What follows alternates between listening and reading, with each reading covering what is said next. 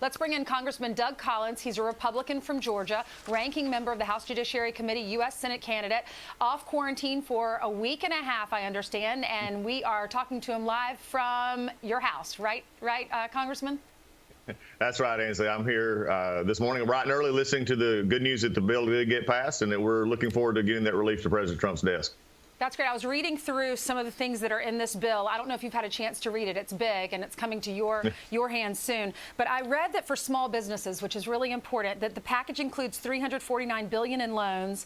And I love this. This just shows how great America is. Money spent on rent, payroll, or utilities is considered a grant, and those small businesses don't have to pay it back. Do you know much about this? Yeah, that's what we've been doing. Our staff's been going over this bill for the last few days, and this is important. When we first put this bill out, it was about a week or so ago, and we focused on making sure several things. Number one, our health care was taken care of. Our folks and our first responders were a part of that, our state and local governments, and our small businesses and people. That's what the focus of the president's been. That's what the focus of Republicans has been, is making sure we get relief to people so that, number one, businesses can keep people employed. We don't want them to have to feel like they just have to lay them off and shut their business down. We want to give them the relief that they needed. So if they can keep people employed, keep them off the unemployment rolls, then we can see our economy come back quicker. And that's what that's for.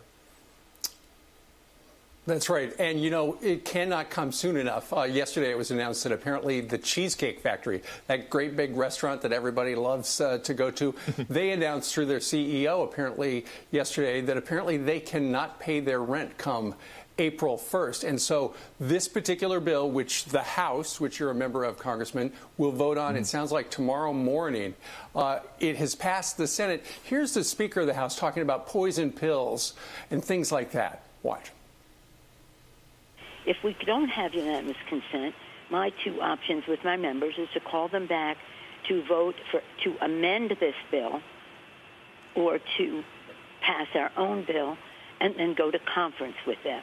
The easiest way to do it is for us to put aside some of our concerns for another day and get this done. You can support a bill because if it doesn't do enough that you want to do, but that's what you can get. But if it has poison pills in it, then and they know certain things are poison pills, and then they don't want unanimous consent. They just want an ideological statement.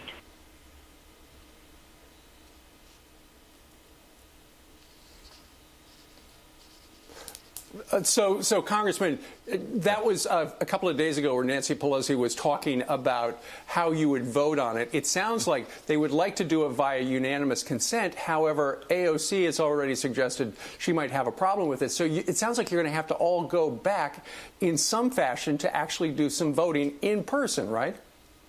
Well, that's what it's looking like right now. There's still a lot of question about that but it will not be unanimous consent. It'll be a voice vote, and then people can have debate. People can go up and actually put into record or voice their concerns or how they want to do it, or they can have it put into the record how they would have voted if they could have been there. We've got some areas and people cannot attend, but it is sort of interesting over the last few days for Nancy Pelosi, the Speaker, to actually talk about putting ideological pills in there. When they tried to put in the New Green Deal, they tried to put in a lot of different things that we knew was not going to be a part of this, but they just knew that this bill was going to have to pass, so they tried to. I'm glad to see she's overcome that, at least appear that this bill will come to the floor so we can get it to the president's desk. Right. I mean, she's talking about herself, poison pills. She rode into town with 2 pages of poison pills, and she even got some of them in this thing. So for her to say there with a straight face without a laugh track is comical. Meanwhile, the big question is, will Steny Hoyer and others, Kevin McCarthy, say, I need you men and women back in Washington, or will you allow to do a voice vote on your phone or some way, a secure line? How do you see this going? Yeah, we're not going to be able to voice vote over the phone. That's not allowed by our rules. The voice vote will actually occur. They'll call the vote, and it'll be a yay and nay, and people will be able to voice that vote. Now, there'll be debate time. You can come and put a statement in the record. Now, if someone calls for a recorded vote, then we're going to have to deal with that issue as well, because someone can always call for a recorded vote, which means that every individual would have to vote on their own, because we do not have the processes set up right now for proxy vote or for remote voting, and that's something that's been talked about a lot, especially when you got members like in New York and other places who can't leave from where they are anyway. So, again, this is going to be an interesting time over the next few hours to find out exactly how they want to do this. Congressman, And let's just to talk follow about up real quick, Congressman, on that, this is not going to be the last time you're asked to vote. You guys got to come up with a system, because there's going to be a fourth bill, fifth bill, and other things that got to be done, but it might be too dangerous for you to go back to Washington. So you guys got to come up with something that's better than the Iowa app. Oh, we better believe it. I think that's one of the things we've been talking about a lot. There are things that we can do. There's proxy voting. There's also some other ways that we could actually do this. Many of us have been talking about that. Leader McCarthy has been very engaged in this. I know the others as well. So we need to look at this as we go forward. My hope, though, is this: after this bill, let's take a pause. Let's see what this is doing. Just like the 15 days the president asked for, this is now a stimulus that's going to get to the people that need to get it most: our businesses, our people, our hospitals. Then we can see where we need to go next. We don't need simply, as Pelosi and Schumer want to just rush into another spending bill. We need to make sure this is working and targeted just like the president and Mr. Secretary Mnuchin and others have wanted it, and that's what we need to do first. Yeah, maybe y'all will be able to use Zoom or Skype to vote. We'll hopefully be able to navigate that as we get closer to the next vote. All right, let's talk about coronavirus in your state, in Georgia. We're seeing a sudden spike there. 1,387 cases, 47 deaths. How's Georgia doing, sir? Georgia's doing as good as we can right now. The governor's taking precautionary steps. He's doing, I believe, to make sure that everybody understands down here what needs to happen. He's closed our bars and restaurants, making sure that we're keeping in track with what the federal guidelines are. But we are seeing it just like everywhere else. And there's certain hot spots that have seemed to pop up. But at over 1,300, we have 470 or over 400 hospitalized now. Right now, the curve seems to be slowing, just like what we have seen. Hopefully, that'll continue. But everybody's taking it seriously. One of the issues we're dealing with here is, of course, it's coming harvest season. We're making sure our workers are able to get our food supply out, our truck drivers to get that out to the stores. So Georgia is coping like the rest, but we're going to make it, and we're going to see this through because, you know, at the end of it, Ansley, we're all in this together, and we need to take care of each other during this time as well.